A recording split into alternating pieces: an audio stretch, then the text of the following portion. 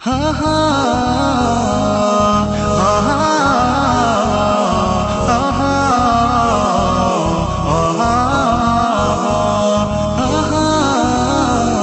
ترکی کچھ سبق ہے ہمارے لیے۔ ترکی کے حالیہ واقعات کا آغاز دنیا بھر کی طرح پاکستان کے اسلام پسندوں کے لیے بھی آہ آہ سے ہوا اور اختتام واہ واہ سے۔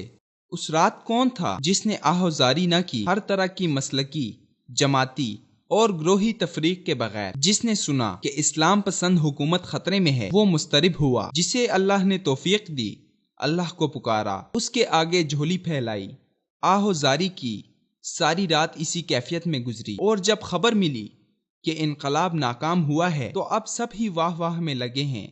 مگر سوال یہ ہے کہ اس آہ اور واہ کے وقفے میں ترکی کی سڑکوں پر رقم ہونے والی تاریخی معرکے میں کیا ہمارے لیے کوئی سبق ہے؟ کہا جاتا ہے کہ تاریخ کا پہلا حق یہ ہے کہ اس سے سبق سیکھا جائے، اور یہ بھی المیہ ہے کہ تاریخ واہ اور آہ کے لیے تو سب ہی یاد رکھتے ہیں، فخر اور تفوق کے اظہار کے لیے بھی تاریخ کے حوالے کام آتے ہیں۔ ایک دوسرے پر برتری اور ہم چما دیگر نیست قسم کے دعووں کے لیے مواد بھی یہیں سے فراہم کیا جاتا ہے۔ صد افسوس کہ تاریخ سے سبق لینے کے معاملے میں ہم کورے ہیں۔ یاد کیجئے، اسی طرح کی خوشیاں اور واہ واہ تب بھی سنائی دی تھی جب افغانستان پر طالبان کا مکمل قبضہ ہوا تھا۔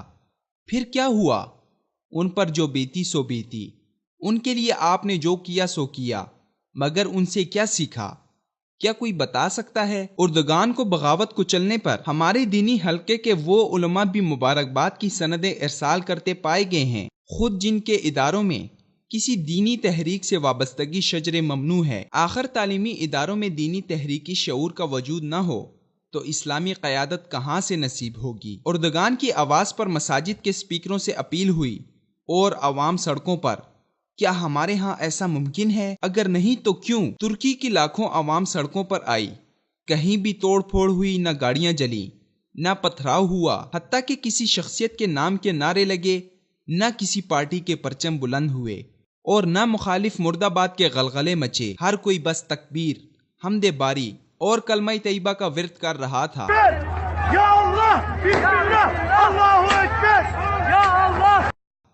کیا ہمارے ہاں یہ ممکن ہے؟ بمشکل کہیں 2 سے زیادہ جماعتوں کا مشترکہ پروگرام ہو تو جھنڈوں اور نعروں میں آپس میں وہ غدر مچتا ہے کہ الامان والحفیظ۔ تلخ مگر سچی باتیں تو ویسے ہی زبان سے پھسل گئیں، ورنہ عرض صرف اتنا کرنا تھا کہ ہمیں اپنے ارد گرد کے حالات اور واقعات سے سیکھنے کی ضرورت ہے۔ ایک پارٹی اس وقت تک انقلاب نہیں لا سکتی جب تک وہ پوری قوم کی آواز نہ بنے، اور پوری قوم کو ایک آواز و ہمنوا بنانے کے لیے سب کچھ کرنا، بہت کچھ قربان کرنا اور سیکھنا ابھی باقی ہے۔ دنیا گلوبل ولیج بن چکی ہے، اور حالات تو تقاضا کر رہے ہیں کہ عالم اسلام سرحدوں کے حدود و قیود سے نکل کر امت کی سوچ اپنائے۔